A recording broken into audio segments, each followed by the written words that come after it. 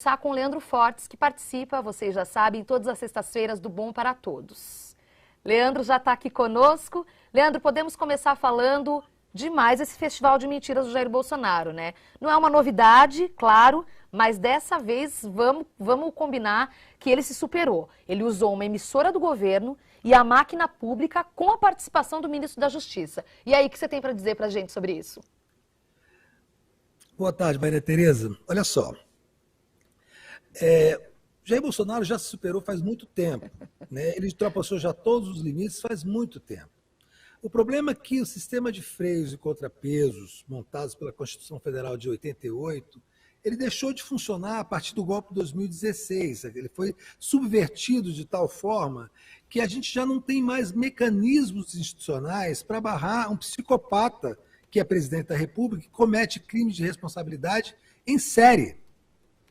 Essa live a qual você se referiu, que todo mundo viu ontem, foi uma live não é uma live, é um surto psicótico de uma pessoa que não tem mais nenhum compromisso, nem com a sua própria estabilidade emocional, nem com a estabilidade democrática do país. É um sujeito completo, ele não tem mais nada para oferecer ao Brasil, ele não tem mais nada para oferecer ao público dele, que nós costumamos chamar de gado bolsonarista, porque ele está começando a reciclar informações, reciclar fake news, porque ele não tem mais nada de novo. Ele estava muito esperançoso em relação a essa questão do voto impresso e auditável.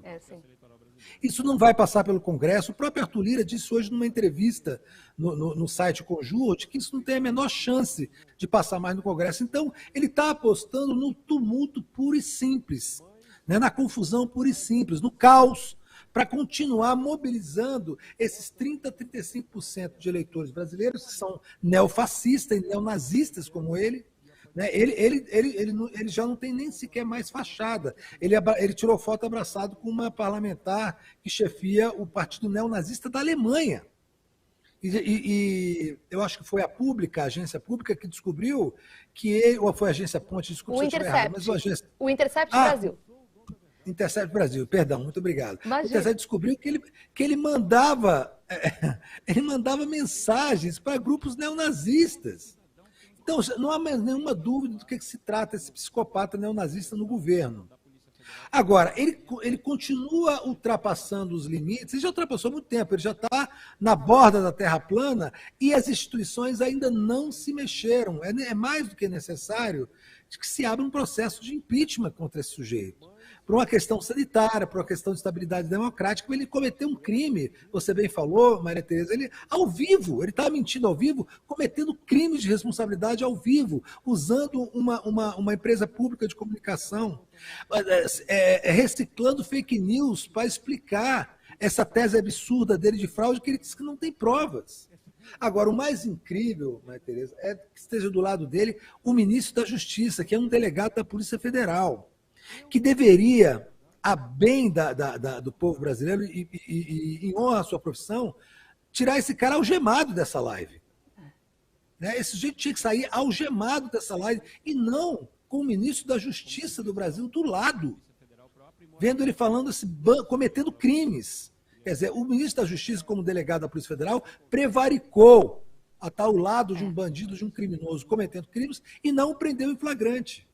Essa, Maria Tereza, é a situação que nós chegamos no Brasil. Como as instituições se tornaram gelatinosas depois do golpe de 2016, esses grandes aparelhos ideológicos foram tomados pela direita, principalmente o STF, o Supremo Tribunal Federal, ele chama o ministro Barroso de pedófilo e não acontece nada.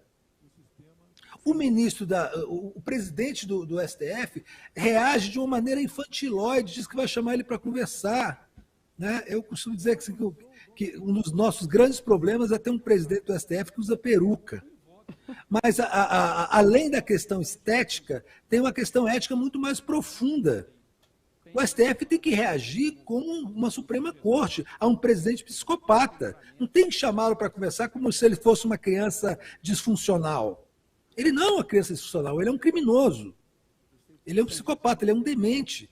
E a gente está submetido, o país e as instituições do Brasil estão submetidas a um demente que faz uma live como essa, que é um surto psicótico, para mentir para a nação, para tentar reformular uma tese porque ele quer causar uma imensa confusão, chamando as pessoas para as ruas, para corroborarem essa tese de maluco dele, para causar uma grande confusão e afrontar o sistema eleitoral, que, no fim das contas, é afrontar também, Maria Tereza, o sistema democrático brasileiro. Sim, sem dúvida. Sobre isso, especificamente, eu vou começar falando da questão da instituição, que eu acho bem importante isso que você mencionou, mas quero falar do TSE, porque assim, não é de hoje que o Bolsonaro fala sobre a segurança do processo eleitoral, inclusive, ele é muito estapafúrdio, na verdade, Leandro, essa história dos bolsonaristas questionarem a eleição de 2018, porque o cara ganhou. Sabe, eu não consigo chegar num debate, sabe, saudável. Mas aí o que eu quero dizer para você, provocar agora, é o seguinte. É muito antigo isso, muito anterior. Você não acha que essa campanha do TSE agora, em resposta a essa live estapafúrdia, não está muito atrasada na sua leitura? Está completamente atrasada, chega a ser um pouco ridículo, na verdade, né? Colocaram assim, uma mulher, né, branca, uma loira, explicando as coisas didaticamente, depois que o cara está há 2 anos dizendo que é fraude, que roubaram a eleição que ele ganhou. Quer dizer, ele está falando, Maria, a gente não pode perder isso de vista, tá? Ele está falando para idiotas. Assim, ele não está falando para a gente, ele não está falando para o público letrado, ilustrado do país. Ele está falando para idiotas, porque ele sabe que mantendo unidos, coesos, esses idiotas, ele consegue provavelmente chegar ao segundo turno em 2022. Então a estratégia dele é manter esses idiotas coesos, aquele cercadinho dele num nível simbólico nacional. Assim, o TSE não tem que reagir com nota de repúdio, nem com uma propaganda fofinha de uma moça bonita explicando o que é a verdade dos fatos. Tem que entrar com uma ação. Aí é que tem que ser uma coisa como o STF, tem que entrar com um processo criminal contra ele e denunciar as mentiras e não explicá-las. Porque quando você explica mentiras, você está tratando com crianças. Quando você denuncia um criminoso, dá nome a ele. Você vê, o ministro Barroso, que foi chamado de pedófilo já 10 vezes, ainda não deu nome a quem chamou. Ele falou assim, olha, essa pessoa, o presidente da República, essa pessoa que falou isso, sabe aquele menino lambão amarelo da escola, que o sujeito xinga ele, dá tapa na cabeça, ele tem medo de reagir e fala assim, o que vem de baixo não me atinge, ou então não doeu, ou falar para a tia... É o que está acontecendo com o Barroso no STF. Em vez de ele responder como tem que ser respondido, de ser assertivo na resposta e colocar a instituição a favor dele numa resposta que é uma resposta necessária para o Brasil, não, ele fica nessa história, colocando panos quentes, o Luiz Fux vai recebê-lo para ter uma DR, para discutir, olha, rapaz, não se comporta dessa maneira, né? Você fala muito palavrão, você cospe nas pessoas, pensa bem, né? Você promete para mim que não vai fazer mais? Aí ele, prometo. Aí sai de lá já xingando todo mundo de novo, porque ele é um moleque. Ele é um marginal, ele é um moleque. Ele é um fascista, ele é um neonazista.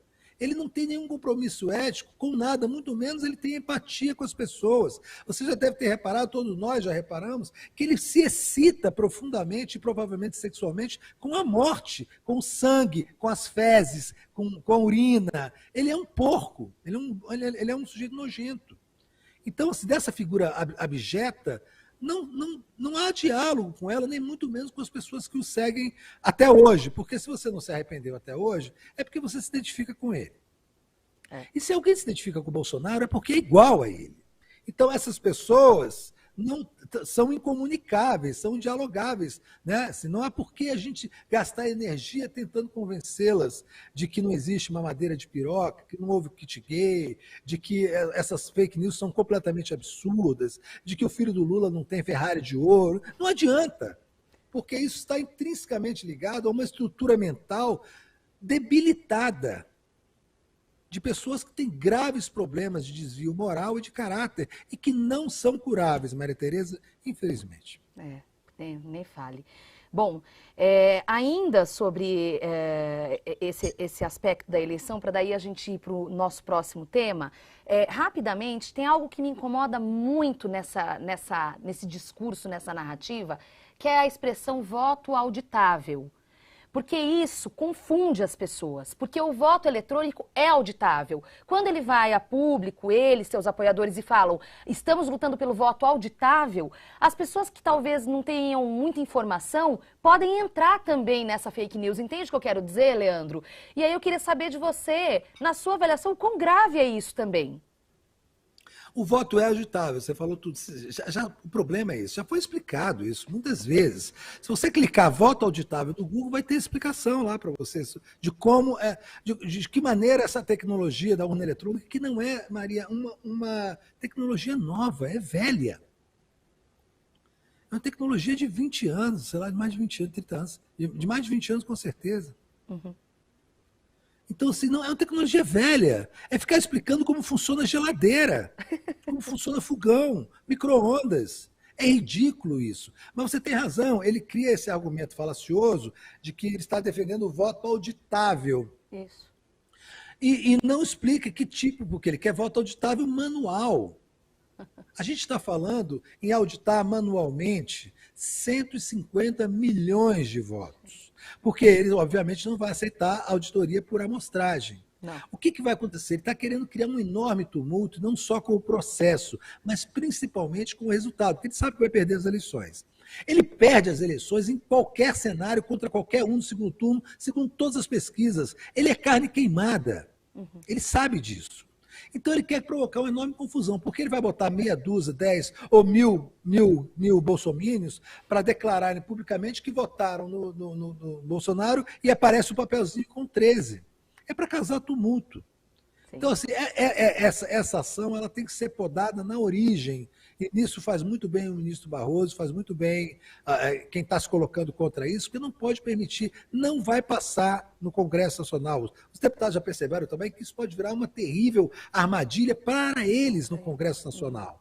Porque a votação para deputado, a votação para deputado estadual, senador, vereadores, ela pode se complicar muitíssimo por conta disso, porque você está falando de nichos, de redutos eleitorais que definem uma eleição numa abertura de parte de urnas.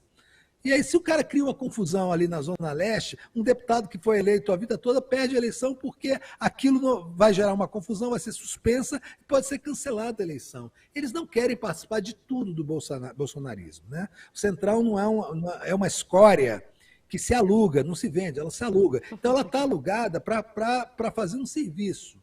Mas ela não vai fazer todos os serviços, muito menos aqueles que possam atentar, de alguma maneira, contra a sobrevivência dela.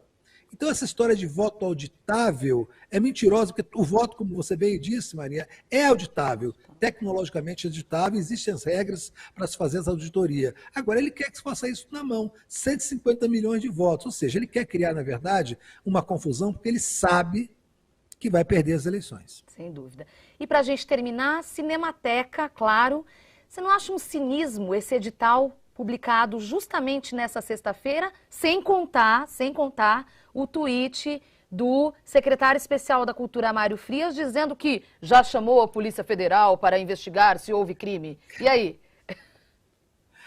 O crime está na origem, nós sabemos disso também. Você sabe que semana passada, olha só, eu conversei com a cineasta Laís Bodansky, que é uma cineasta importantíssima do cenário audiovisual brasileiro, né? Diretora de Bicho de Sete Cabeças e outras obras.